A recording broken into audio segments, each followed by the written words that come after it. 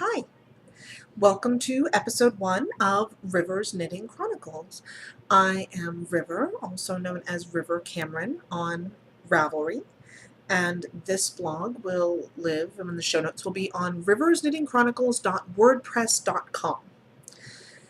So you're probably wondering, why another podcast? There are so many knitting podcasts out there right now for people to watch. I know I watch quite a few of them. I really enjoy them. I love to knit and watch them. It's one of my favorite ways to knit. It kind of feels like I'm at a knitting group with people who don't let me get a word in edgewise. But there are so many. So what else? Why start yet another one? And I kind of felt that way for a long time and thought, gee, it would have been nice if I'd have started earlier, but everyone else is already doing it. What do I have to say? And then I started thinking about there's this great musical by Sondheim that is called Sunday in the Park with George, and I won't get into a whole bunch of musical stuff. I'm not Dramatic Knits. He got that before me, so see. Anyway, right near the end, there's a song called Moving On, and in this song, I'm going to paraphrase. George is kind of sitting on the bench despondent, and Dot asks him if he's doing anything new, and he says no, that he has nothing to say, nothing that hasn't already been said. And Dot's response to him is, but was it said by you, George? Let it come from you, and then it will be new. And so I decided to take Dot's advice, and I probably won't be anything groundbreaking or earth-shattering. I'm not going to redefine, that was weird with my hands, I'm not going to redefine the whole podcast world with this, but it'll be me, and it'll be some of my knitting, which I hope you'll like, and that's just kind of where I'm going. I have a few the podcasts that I watch that I'd like to really shout out to and just say thanks for being such a great inspiration. The first one is Mel from Single Handed Knits. For a while, the reason I didn't get started was I was thinking, I like the Two People podcasts. I love the Knit Girls. I love Knit One, Heart Two. They're just wonderful to sit with every week and spend time with.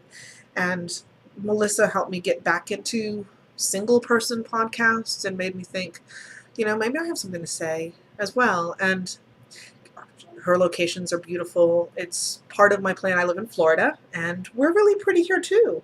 And watching her made me think, well, maybe I'm not really all that much of an outdoors girl like she is, but we've got some really lovely locations around here, and let me get comfortable with this, in case you can't tell I'm not yet, and maybe we'll see about going out and visiting some of, I don't live very close to the beach, but I live where there's a lot of really beautiful things out there that maybe we could try it. Who knows? We'll see what happens. I'm also really excited about some of the other podcasts that are newer. The Must Stash podcast is great, and I believe they're on episode 8. So that's fairly new, and they're so cute and so funny, and I just love watching them. Rye Crafty, she's awesome as well. She's also a player with the Harry Potter House Cup. That's how I'd heard about her, through one of my House Cup friends. And she's got such a great voice, and so calming and soothing, and I just love watching her. I'm a theater person too, in case you couldn't tell from the Sunday in the Park with George story. I teach high school theater and direct there, so hearing her theater stories, it feels like we know each other, but we don't. And so anyway, on to what's on my needles. The first thing I want to show you is living in this project bag. Let me see if I can figure this out. It's supposed to auto zoom. It's not really, well, I use it as a project bag. It was not it was not sold as a project bag. It actually came from Barnes & Noble. Oh, that's interesting. It came from Barnes & Noble. It's one of their little book bags that they sell occasionally, and it's the perfect size for a small project. In it is something that when I first had made up my mind to do this podcast, I thought that this would be finished today. It's the end of the month, and everything for the Harry Potter Knit Crochet House Cup has to be finished by the end of the month for full credit, and it's not. So I turned it in for a partial today, and just decided I'd take my time with it. It is called the Geyer cowl. It is by Elizabeth Elliott, and I'm gonna Any of those try this out? It's color work. I think my floats are pretty, if you want to take a look. Oh. I am knitting it on US size 7s, and at some point I will figure out the conversions and write those down for you, but I didn't this time. It calls for a really fancy cast on, and I was just wanting to knit it, and so I just did a long tail because I love long tail cast. It's the first one I learned, and so of course it's my favorite. I don't know that this is picking it up properly. Here I am. But the yarn is Malabrigo Silky Merino. It's my absolute favorite. It feels amazing. And the pink, it's red, pink, kind of long transitions. So it's red for a long time and pink for a long time. So it's making it look kind of almost like it's shading in it. I'm not sure if it's picking that up or not, but it's gorgeous. What happens when I get to the end, I knit another side like this, and then it turns into barber pulling spirals of the brown and the color. And then at the end, with the fancy cast on, I was supposed to do a seam with that, so I'm going to have to figure out how to put it together. But rather than try to race, I thought about racing through the color work and not doing the inside. I thought about staying up all night, trying to finish the whole thing, and it just wasn't happening. So I decided to let myself enjoy it because I love the yarn, I love the pattern, I love doing the color work. The only thing I wasn't enjoying was how fast I was having to do it to try to get it done by today, which is May 31st, 2013, if I hadn't said that already. And so I decided that I was going to just cut my losses, turn it in as a partial, and then enjoy it slowly and maybe turn it in for detention at a later date. Maybe not. Who knows? Okay. And yes, I said who that was by. The other thing that I'm currently working on, and I think it fell out, no, is a sweater. It is my first sweater. That's a lie. It is what will be my first completed sweater. It is not the first time I've attempted a sweater. It is living in my... So there's a funny story here. I'm just hoping my husband won't watch. So Slip Stitch Studios was doing a Doctor Who Exploding TARDIS, my shirt, special edition bag, and I really wanted the bag, and I mentioned it to my husband, and he said, well, how about if I'll get you that for Mother's Day? So you don't order it, I'll get it for you. And Mother's Day comes, and there's an actual present for me, and I knew that those bags hadn't come out yet. That was the last day that you could order because it was a limited edition. And he found this at Books A Million and thought it was cheaper and already here, and so it was the same. So there's my Doctor Who bag. Anyway, yeah, men are great. This is the Vodka Lemonade by Thea Coleman. I think most everyone on the planet has already knit this, but not me. I have completed the... Let me try to go slow. I'm not sure the color is showing up properly, but it's gorgeous. It is Madeline Tosh DK Tart, and there's a funny story on getting that. But anyway, this is the collar, and it's all seed stitch, and then you go down into these shoulder seams. So I'm in the shoulder seams, which is a lot more fun, getting to just kind of zip back and forth and feel like I'm making progress. Sorry, my notes fell down. And instead of the seed stitch, which is lovely, and I think it's going to make an amazing collar, but it takes a long time, and it's not as easy to just kind of go. You have to think and look and make sure you're not on the wrong row. And that actually only happened to me once. I got messed up on the seed stitches about halfway through a row, around 20 or so, and I don't know how I didn't catch it. I got all the way to the end, spun around, and went to come back and said, wait a minute, this is supposed to be a knit, not a purl. What's going on? And I could look and see what I had done. So I only had to, out of all of that seed stitch, and I'm a really tight knitter, so my row gauge was not what the gauge calls for, even going up a needle in it. So I had to do 50 rows of it to get the 5 inches that the collar calls for. But I only had to rip out once, so I'm very, very proud of me. Let's see. Finished. So I didn't have something that I finished like in the past few days or so to show you. But I did want to show you something I finished this month. And it's humongous. It is called, it's actually a mashup shawl.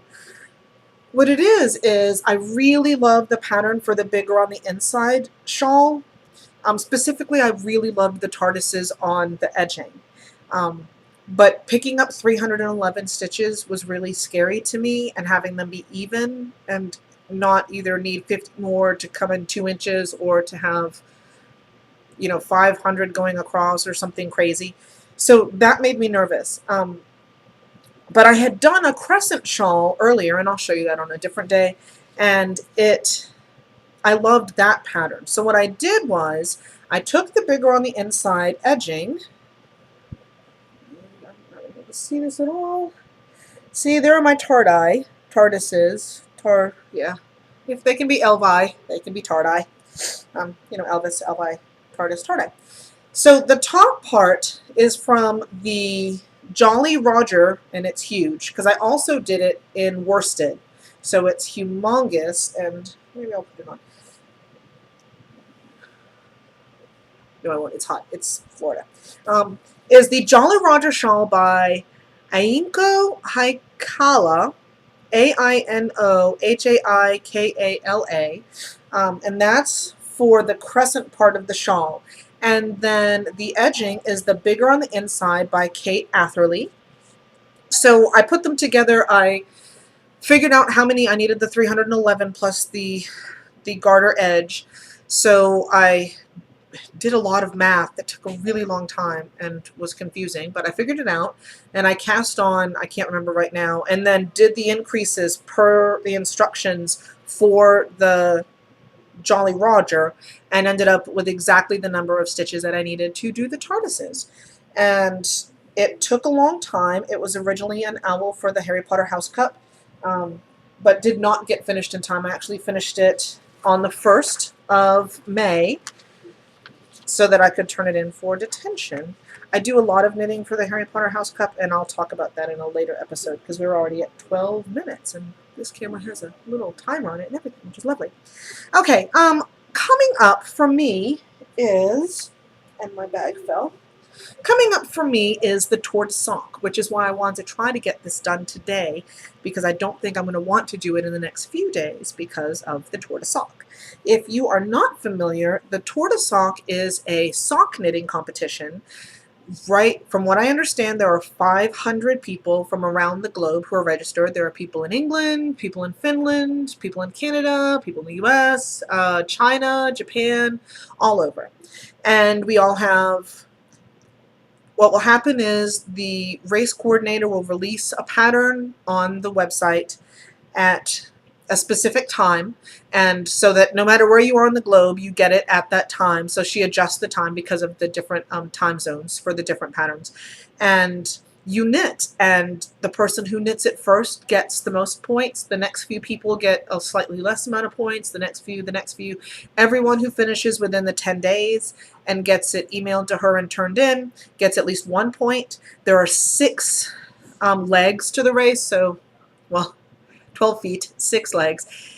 And the person at the end who has the highest points wins, and it's something like 20 skeins of yarn from different sponsors and all of that. All of the money you have to pay to enter, it was $7.50. All of the money goes to Doctors Without Borders. So all of the prizes have been donated. The people are donating their time who are moderating and running the race. And we're all knitting and having a really good time. We have been chatting away on the Tour de Sock website or Ravelry group. I think that will probably end once people are really busy knitting. But anyway, so for the first pattern, we have been told only that we needed a solid or semi-solid and beads. And so this is the yarn that I will be casting on with tomorrow. I don't have a winder, but I have 2 hands and some knees. And so I end up with these pretty balls. Yeah, that looks like it's turning out about the right color. Red, deep red, like the red of the tart in my sweater is my favorite color, but lately all I ever want to knit, to look at, is an aqua tealy blue. I find myself on various yarn sites and indie sites, and I keep putting the same exact yarn, same exact color into my cart over and over and over again. I'm hoping that knitting with this will help break that and make me want to knit with some other things. And it called for beads, and I kind of ripped this open. They're not going to look like much of anything. I don't think you can even see them. They're actually clear, which is probably why we're having some difficulty. So she suggested beads that will, oh, there's one. I have way too many. And let me finish what I was first saying. She suggested having beads that match the yarn, and so I thought, what better match than clear? And it'll just pick up the color of the yarn, be exact match, look like little dewdrops on it. These are actually leftover from last year. Those were my first beaded socks ever, and I had no idea how many came in one of these, and so I bought 3 looking for, I think it was 50, and so yeah, I have way more left over. I learned to do it with a crochet hook, so I have this teeny tiny, I think it's an 11, no, it's a 10. Size 10, 1.5 millimeter, or 1.30 millimeter crochet hook. I did purchase some floss, the Oral-B Super Floss stuff, because there's another pattern that calls for smaller beads and more of them. So I bought that to try that out as well, to see, because this hook won't fit into my smaller beads, and I'll show you those on a different day because we're getting really long. So that's kind of what's going on with me. I have other stuff I want to talk about, but I'd like to save it for future podcasts, so I know that I have stuff to talk about when I get there. So I want to thank everyone for watching and sitting through this, and I hope that it wasn't too painful or boring. I don't know what my schedule will be as far as podcasting and uploading and all of that for at least the first little bit. I'm going to kind of play it by ear and see how it might be more than once a week at first. I'm off work because I teach. Today was my last day with students. And so my time is very much open for the time being. I'm hoping eventually that we'll settle into Tuesdays. My son does dance, and his dance night for the summer is Tuesday evening. So that just seems like it'd be a good time to be here, and it'll be quiet and all that jazz. And it's easier to keep just a husband quiet than it is a husband and as of Sunday, 9-year-old quiet. So that's what's going on, and I really hope you liked this and it wasn't too terrible and painful. And I hope to see you again very soon. Thank you again. My name is River Cameron, and these are River's Knitting Chronicles.